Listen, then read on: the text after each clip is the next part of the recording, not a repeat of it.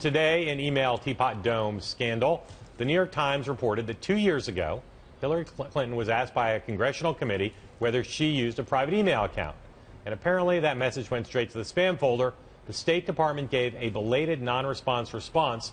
And today on the television, Clinton campaign spokesperson Karen Finney echoed the move, demonstrating some verbal yoga that can only be described as Clinton scandal, counterattack, greatest hits.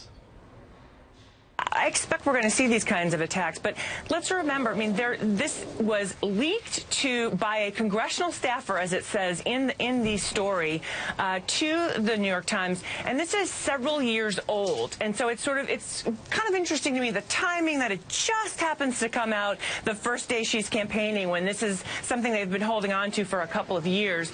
And again, I think Kristen mentioned this in her piece, it was not a secret that she had this email address, and there were even Republicans who got emails from her. So, this feels like, we've been over this again and again and again, and that this is trying to go back to Benghazi, trying to knock her off her game, which that's not gonna happen, actually. And I find it interesting that, the Republicans keep trying to make this about Hillary, and she's really focused on trying to make this about people and ideas and the future. Now, Karen Finney, John, is a veteran Clinton spokesperson, but I watched that appearance this morning. Almost everything out of her mouth was one of these Clinton classic counterattacks. So the question is, will this playbook, and there you see some of the elements, Karen Finney hit a lot of them, but not all of them, will the elements of the Clinton playbook of how to counterattack against an attack and scandals, flaps, and contretemps, will it work? There was a moment where I, listening to her, thought that I had just walked out of seeing like Jerry Maguire in like a padded shouldered suit. I was in like 1996 or 1997 again. I think that they are very good. There's a reason why they go back to those again and again, because they have worked. They have worked over and over again. There's been no political figure in American life or political family that's been in more trouble. They've fallen back on this. It has generally worked for them.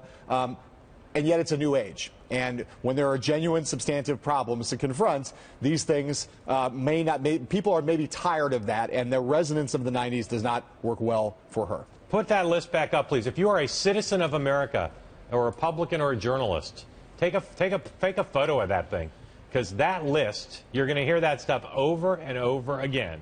All of those elements, attacking the opponents, questioning their motives, saying their old stories, questioning the timing of something. There'll always be a question, well, it's coming out now because of X. Say it's an old story, old and discredited charges. My favorite is don't stop thinking about tomorrow, because basically Bill Clinton had this great line, said, when he was in the middle of Jennifer Flowers in the draft in '92, he said, they want this election to be about my yesterdays. I want it to be about your tomorrows. Right. You can basically say anything I did in the past doesn't matter as long as there are people in America who have problems. Even if I did it yesterday. Yeah, it's still in the past. So, hats off to Karen Finney, because she set an example. She's an old Clinton hand. The new Clinton hands could watch that video, not look at the list, but watch the video and say, this is how we do it in Clintonland. Yeah. It's worked a lot, but I agree with you. I think we're in a different era now, not just because of social media, but because Hillary Clinton is not the political performer her husband is. That is certainly true.